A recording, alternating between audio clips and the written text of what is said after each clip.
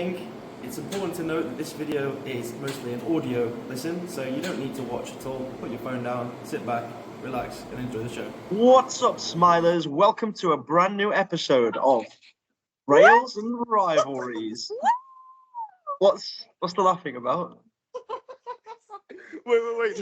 No, we need, right, try that again. I'm gonna mute myself because Jazz honestly won't be able to contain her laughter. Like, try again.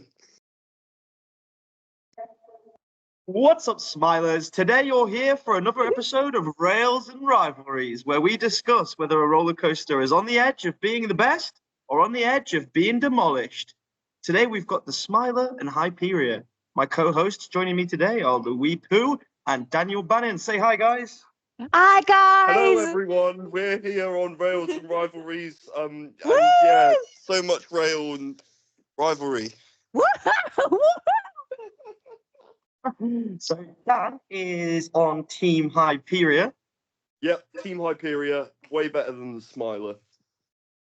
Okay, and Louise? I'm on Team Smiler. Woo! James smiles.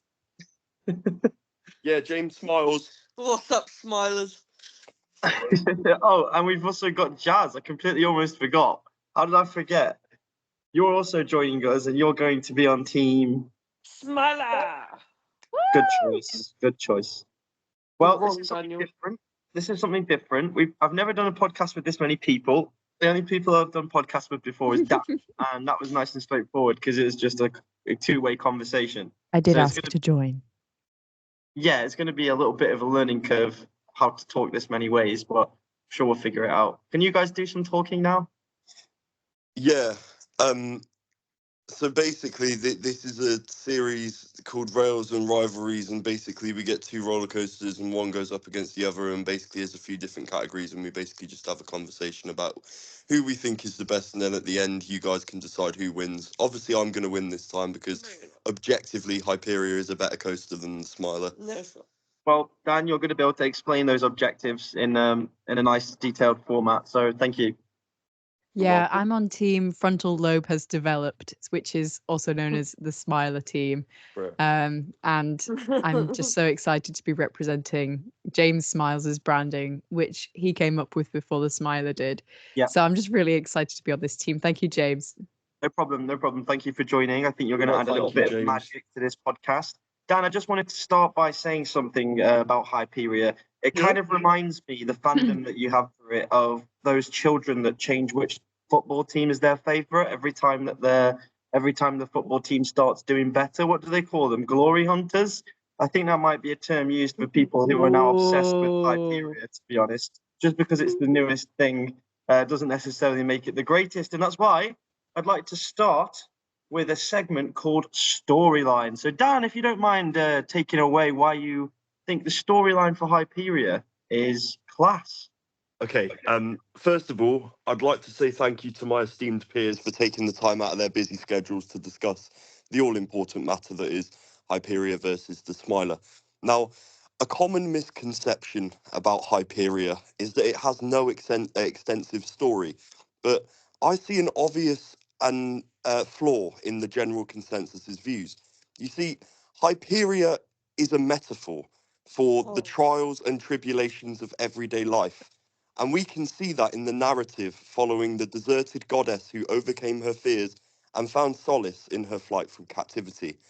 Unlike the Smiler, which is a fantasy and nothing more, Hyperia is a tale of success through grit and determination, a fable of hope. Now, I can't tell you that the Smiler is a bad story, it isn't, but it isn't the ontological phenomenon that is Hyperia.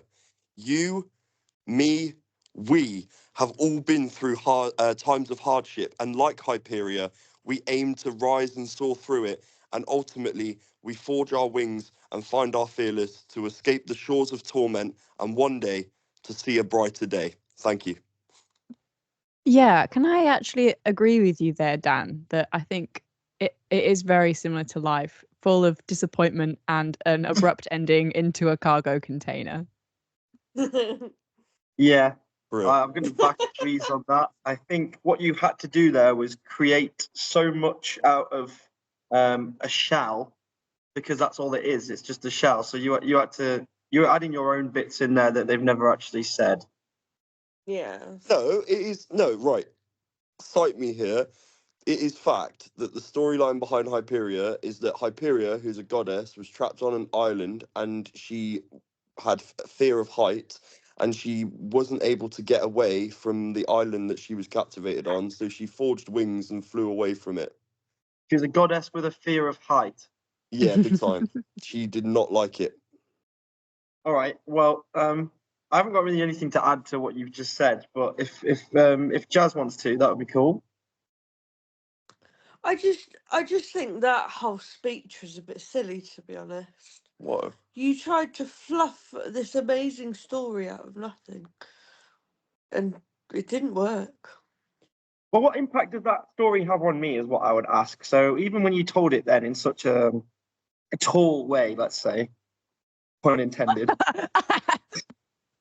I just don't think it's something that really is engaging. It's very forgettable. I think I will forget, and you probably have to tell me again that it's a goddess that's got a fear of height, who's trapped on an island, and it's just there's nothing substantial about it. There's no real, like with the Smiler, for example. Let me just contrast. There, you've got such a rich like theatrical history in its theming, and that goes as far back as into the marketing campaigns that were first used to tease the ride. And it all ties together, and that's not something the story for Hyperia has. Yeah, work it.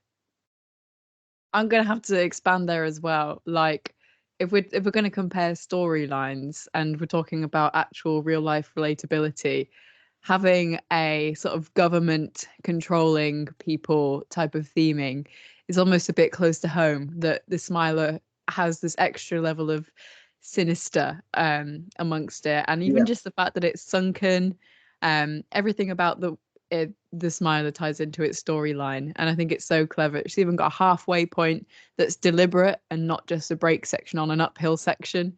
Everything about like the storyline for the Smiler matches in the track and layout and theming, and it's so consistent. And yeah, you've put that beautifully.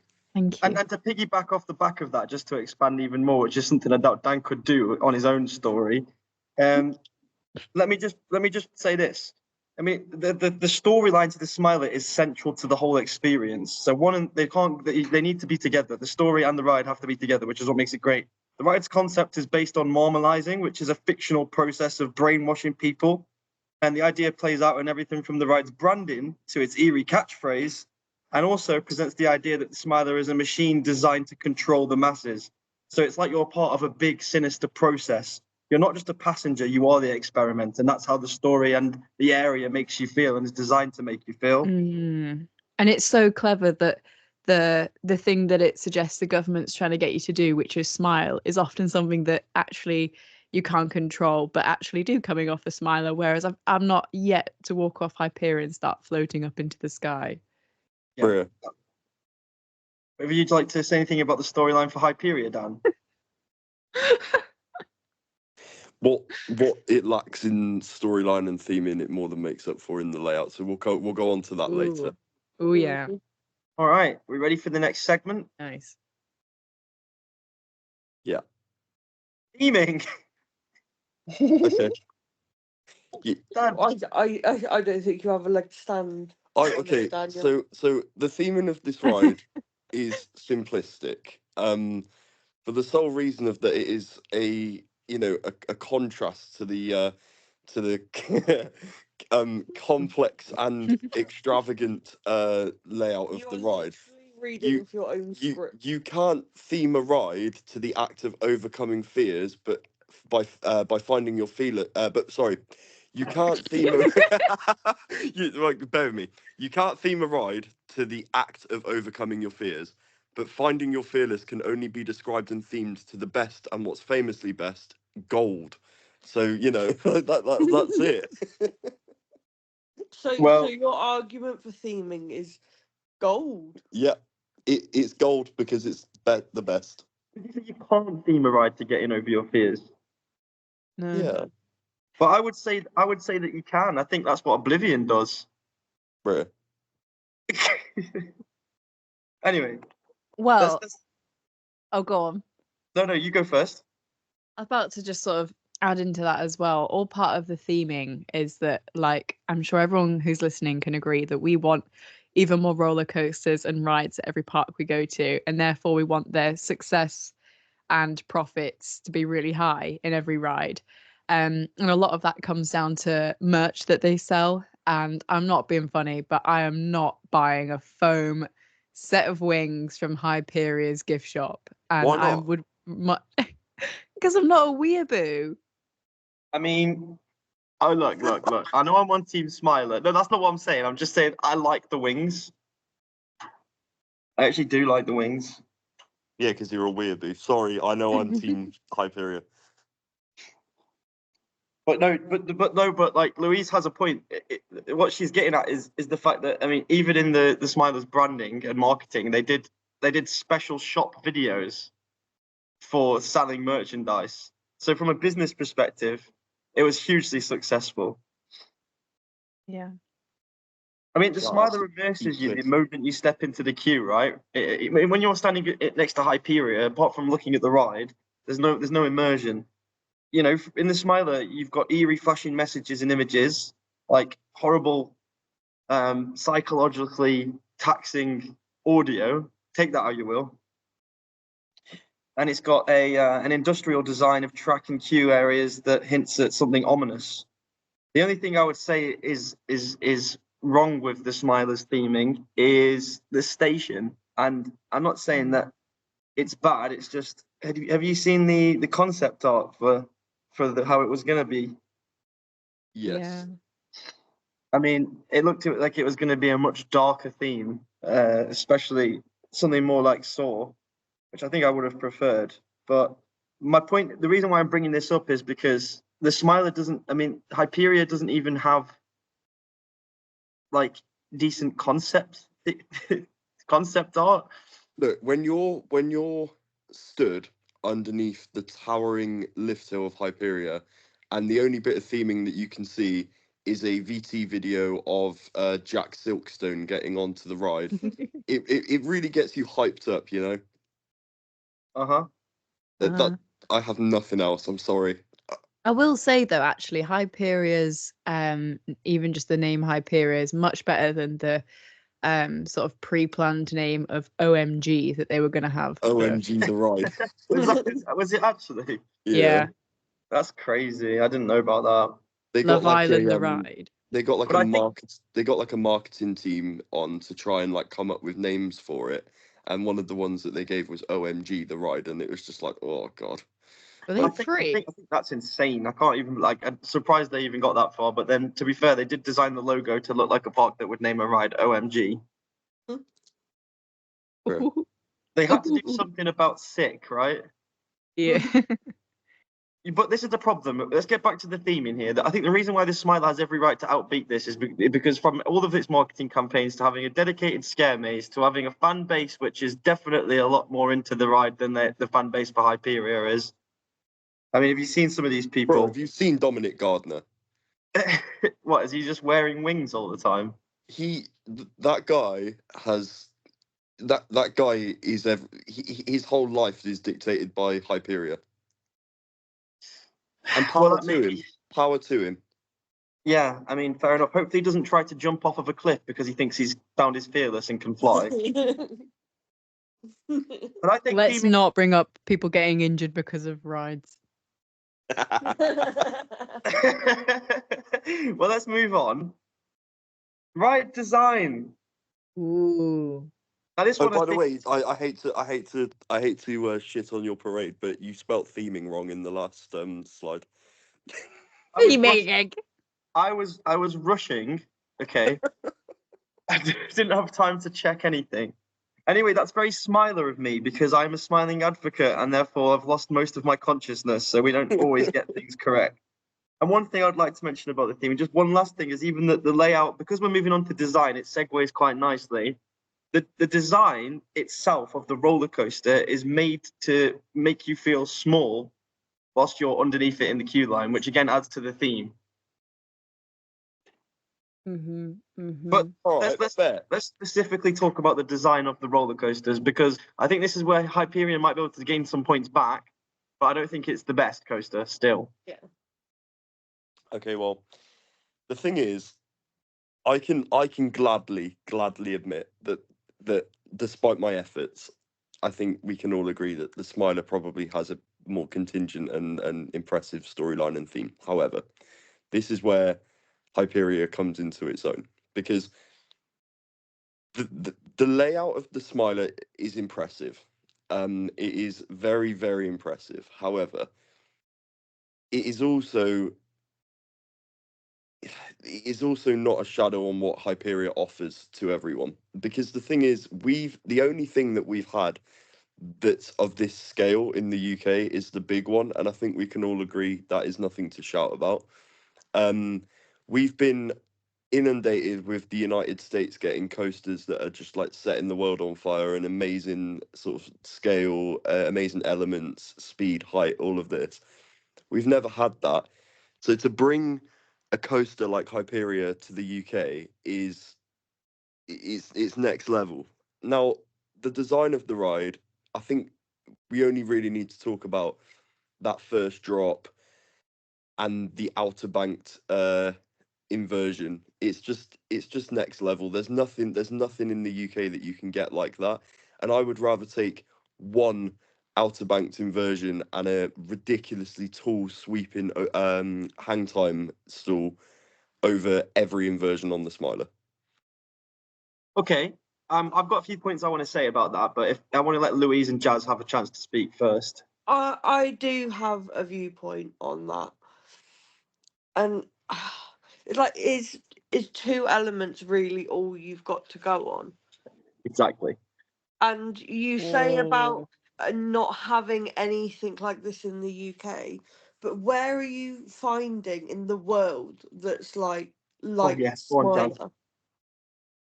You know, like I'm not like Hyperia is a good ride. It's an amazing ride, but it's not as groundbreaking and as special as the Smiler.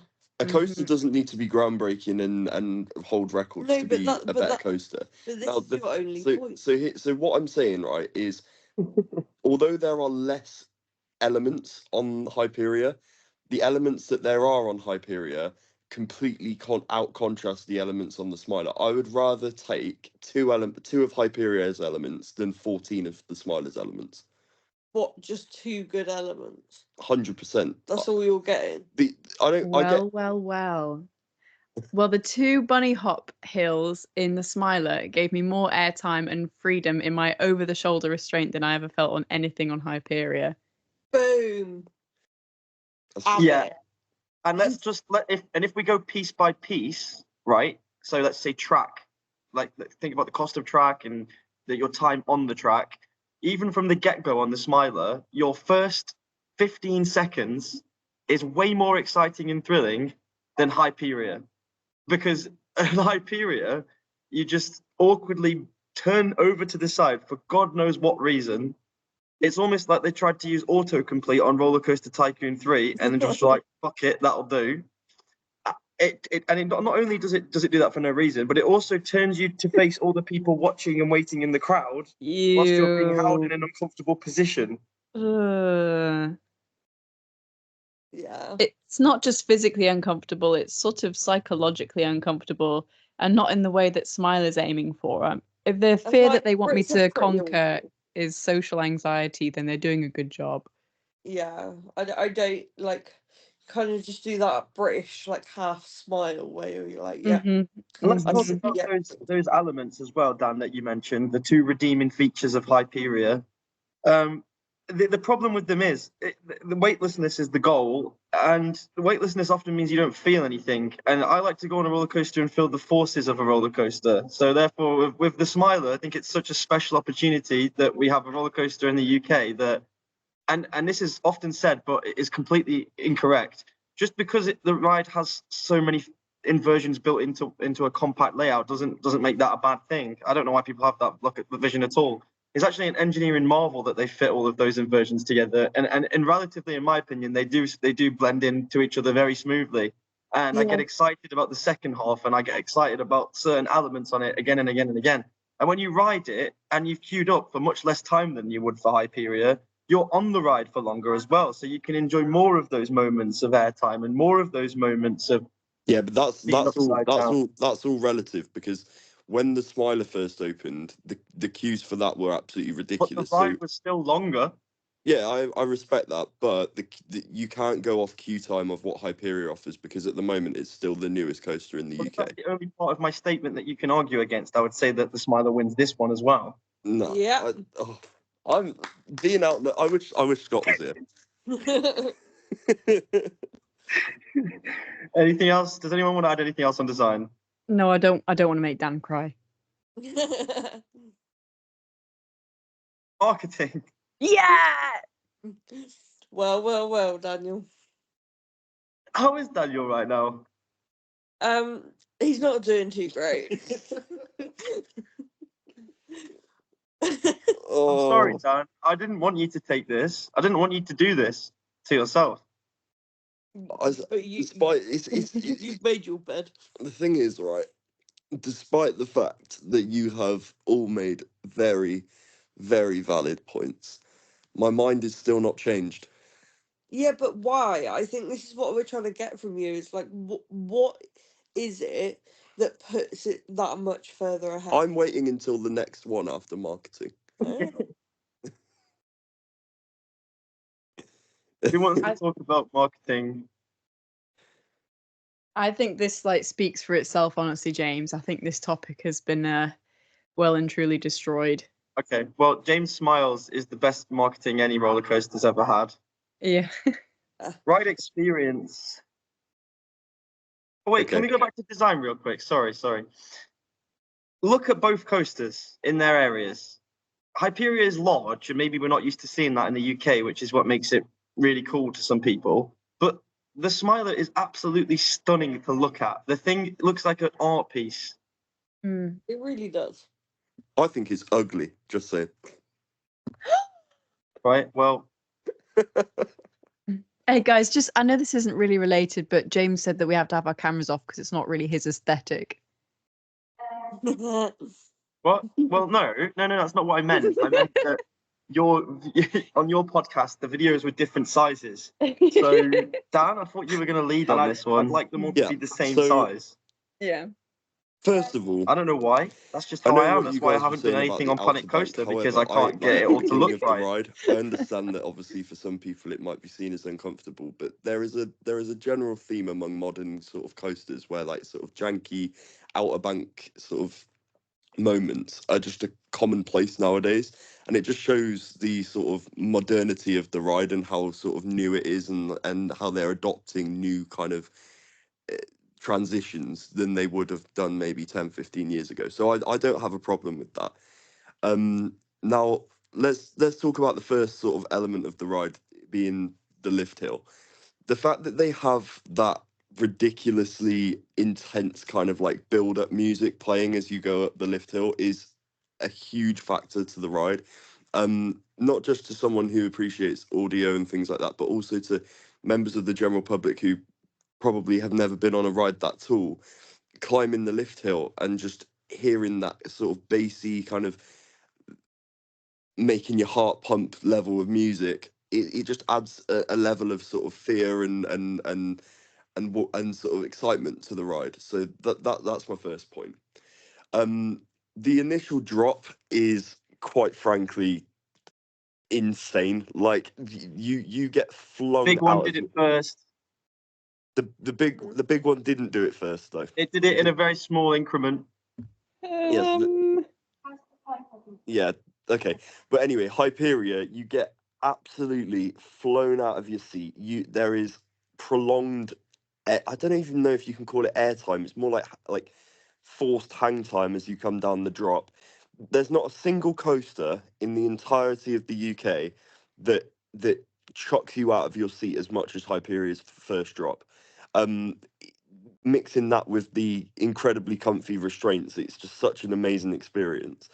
The speed that you feel when you hit the bottom of the drop is unlike anything else, because it's not like stealth in the sense that it's a very sort of sudden insurgence of speed that is over in a mere couple of seconds. It is, you feel the speed. You feel as though you're traveling at that pace. The Outer Banks. Until you hit a brake run. Yeah. Whoa, guys! Bloody hell! Can I carry on? Yeah, I'm sorry. I want to make mental. I have to say it so I don't It forget is jarring to just stop, isn't it, Dan? Yeah, Yeah. but I'm, Carry on. Sorry. I see what you're doing there, but just keep right. The sort of like Immelman that you come out of, and the view that you see of the overbank, and then the overbank itself. I'm just gonna say, I've done coasters all over Europe. I've never done a coaster where you get forced out of your seat twice. I don't really know how to On the explain it, but Smiler, on the two bunny hops. no, but what I'm trying to say is twice in the same element, you sort of get lifted out of your seat, and then as you invert, you get forced out even more. It's like it just keeps on giving with the amount of hang time that you get in some of the elements. As you come back down into the overbank, you just have this insane feeling of like diving towards the ground. It is absolutely amazing. And unlike what a lot of people believe, I think that the sharp break before the Stengel turn is actually really cool. I think it adds something to it, and I think that it kind of adds a little bit of craziness to the end of the ride before going into that ridiculously snappy final turn. So I just don't think that there's anything wrong with Hyperia. I think it's absolutely fantastic, and it beats every single coaster in the UK market. I mean, the fact that you said that the brake run and the overbank start at the beginning, like two things that clearly just are really pointless. You said that they add to the experience. Like, I mean, are you milking a cow? No, I'm just telling you my opinion. You know. So I'm gonna let like Jazz. Integrity. I'm gonna get Jazz and Louise to answer to do most of the speaking on this matter because I only actually rode Hyperia once. Which means I'm not qualified to fully speak on this. But from my ride experience, someone who's also been riding roller coasters for a while, you know, I actually didn't feel half of those things, and that's what disappointed me the most because I was ready for it, and I don't know if it's because nowadays the lap bars and the seats make it too comfy. I don't know what it is, but I didn't get that sense of. I didn't get any sense of any of the elements. The one thing I could agree with is that I felt the speed. The only thing I remember about one of the elements was that it would kind of hurt when it flipped me back over to the other side. And that's my experience. And then there was a brake run and that hurt. And then it came and it was over. And I was like, why did the ride look like that? And it felt like this. And that straight away put a dampener on it for me because it's not like when I went on the Smiler, I could feel every single inversion and it got off it and was like, wow, I really felt something. Can I call Dominic Gardner to the chat? He will absolutely smoke all of you. Call who? Dominic Gardner, the Mr. Hyperia. Have you got him on speed dial? No, I wish though. Maybe next time if we do like debate episode 2. But so Louise and Jazz, I can't speak any more than that really. That was my ride experience. I just feel like I was expecting so much more from it. Like I feel like they just set the expectation like far too high. Like I was expecting something like really groundbreaking here, and it was just like, oh yeah, that's good. Like it wasn't like oh my god, that's insane. That was amazing. Yeah, this is hard because I would definitely, every time I go to Thorpe Park, I would not miss out riding Hyperia. But like I still put like the Smiler way above it. Like just on like the moment you described, Dan, of climbing up that lift hill with like the atmosphere of Hyperia's music blasting. I definitely felt that when we rode it, but I don't even remember like Hyperia's theme tune. Whereas like being on that first lift hill after just being thrown into an inversion you couldn't see coming, like having like that like loud screaming music as you're like it's echoing around the pit where the Smiler is. You can hear the other train roaring and you know that you've got another 13 inversions to come. Like that is the most like I And then always what get about the right in suspense. the middle where you're on literally a vertical lift hill with it like blasting in your ears? How is that not like so much more get rid intense? of the music though on the halfway point. Am I wrong? What? They did get rid of the music on the halfway point on the Smiler though, right? No, but it still goes ha ha ha ha. Now it does. Still does that. And also, I think like the Hyperia, I absolutely love the speed on, and it's so nice to have a coaster that has got speed in the UK that isn't just from a launch. But like it doesn't, they don't. I feel like it's just so wasted. They spent all that money getting that momentum from like so much Yeah. height, and then they just take it away from you, and you're like, "This is amazing," and then it stops, I think and that's my the bit that sorry. annoys me. I completely agree with you, Louise. I think that's the problem. That I think, and with Jazz, she said the same thing. It's more like it's a brand new roller coaster in the UK, but it seems like all they really did to make it unique was make it the tallest, and then forgot about actually what you could really do with that space and what you can do with that kind of coaster. And Yeah. they didn't use the space effectively. They just put two big elements in, and then that's it, job done. But the two elements, like for me, aren't worth as much as the overall ride experience of the Smiler, which is why I'd prefer to ride the Smiler over Hyperia. And again, Yeah. this is probably like personal preference for me, but the transition from hang time to air time to G-force on the Smiler is so quick and snappy and chaotic.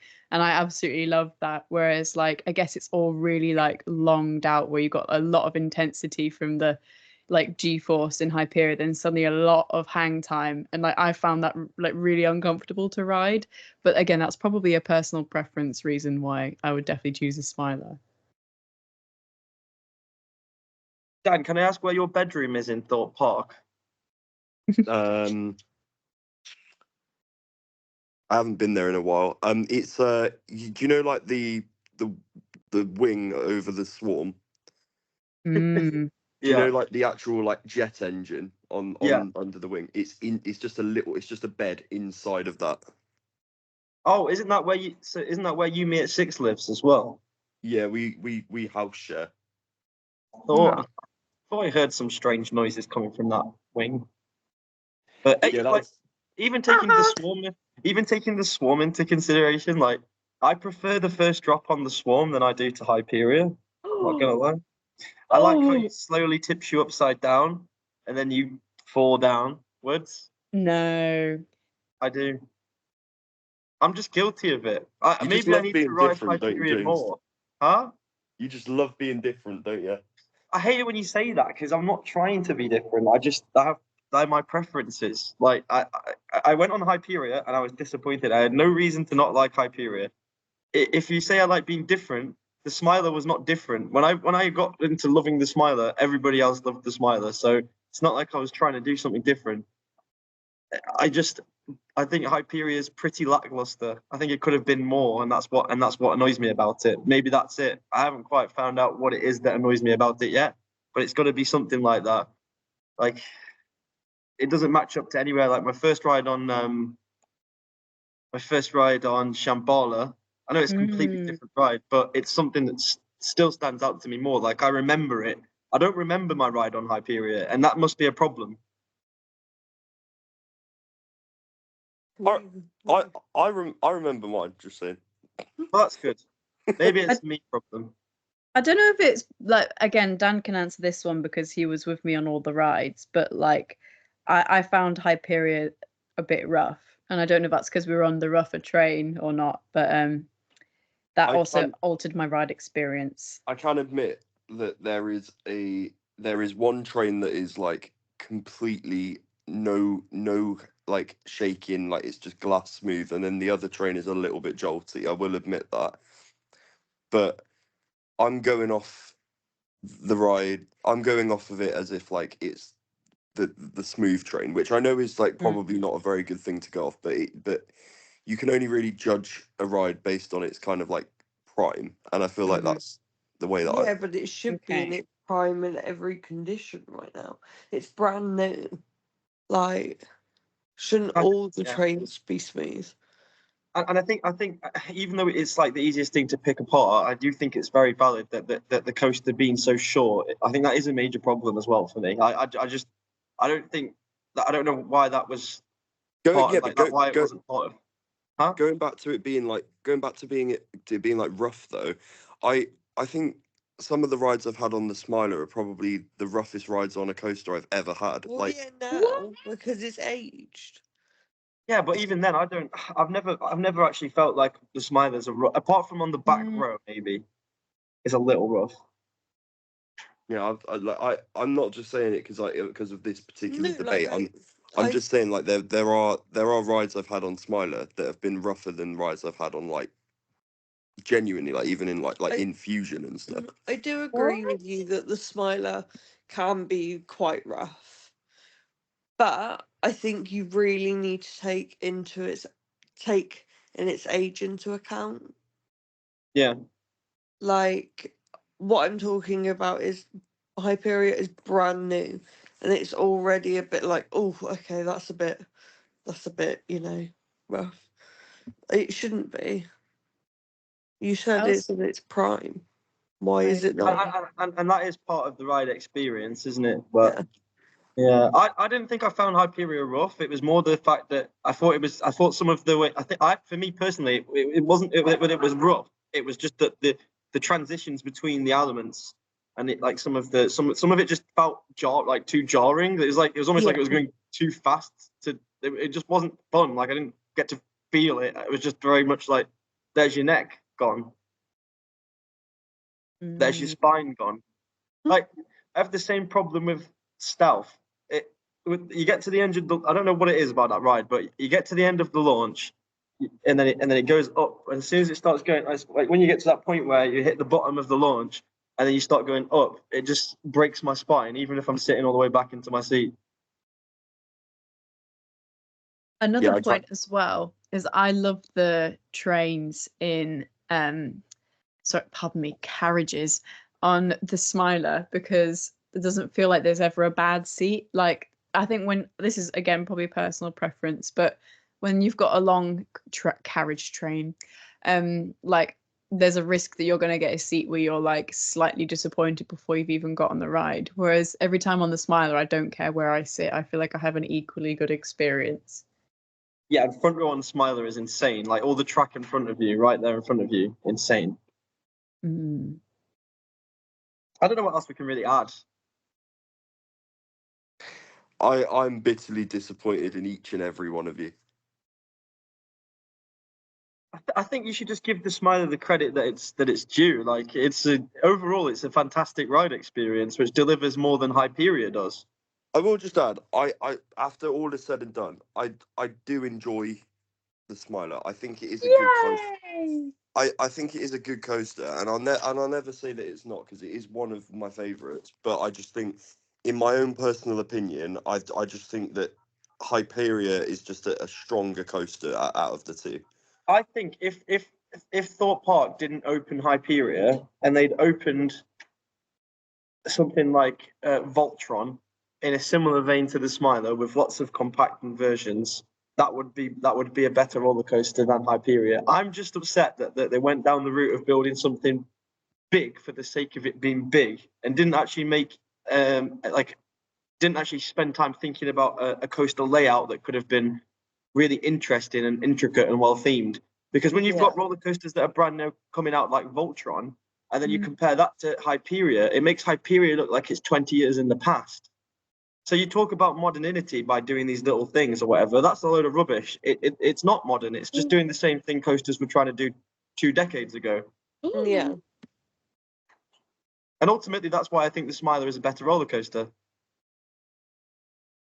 Very well said. I do feel a bit sorry for Dan only having himself on his I debate. feel sad. Oh. James frowns. Any worthwhile mentions, Dan?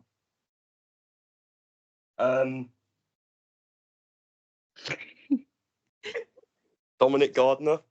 Yeah. Jack Silkston. Yeah. And there is the villain arc of Sean Sandbrook beginning to not like the Smiler. No. I think he changes his mind on it all the time, though. I will say that the skyline in Thorpe Park is now absolutely incredible, and like the hype for driving up to Thorpe Park is so good. Yeah, it does look cool. It makes Saw look so tiny. Yet there's so much more in Saw's layout. How ironic. Size doesn't always make a big difference, Stan. He's gone outside to pick some keys. He's actually given up. Yeah, he's gone. He's picking up some work keys or something. Oh, what was I doing defending Hyperia then? Oh, the skyline looks clapped. Yeah. Yo, Dan Bannon. You're a mess like Hex, twisted and fake. Fake. Oh well, I actually want to say I feel really guilty and I don't feel good after this at all, because it kind of feels like it was just 3 people. Yeah, there's no winning in arguments, is there? Really, is the moral of the story. But the thing is, we were right, so we are I right. still feel terribly guilty and like we've just bullied someone into feeling sad about their hobby. Well, maybe they should get it right. I think this might be the last ever debate episode. We weren't in doubt of that, James, don't worry. Well, I think we'll just wrap it up here then. Yeah. I would say that the Smiler wins. I know that's kind of biased, but someone has to decide. And Can you do a poll? There wasn't really many arguments for Hyperia, really. It was like, yeah, there are 2 good elements on it. It's gold. I was like getting convinced, and then when Dan said that he likes the break element, I was like, nah, he's been like programmed. Yeah. I agree. Let's go over the Hyperia points. This does feel very one-sided. I do believe that Hyperia is a good ride, and it is a good addition to the UK theme parks. I do find it difficult to get over that element of like what I was just saying about how it could have been for the same amount of money. There could have been a more well-designed roller coaster with more intricate theming, which is what we all want at the end of the day. Yeah. A more immersive experience. Yeah, and if you want to go on a big roller coaster like that, then nowadays going to Thorpe Park is just about as expensive as going to Europe. So you might as well just go to Germany and ride a big roller coaster. May as well go on Taron. Yeah.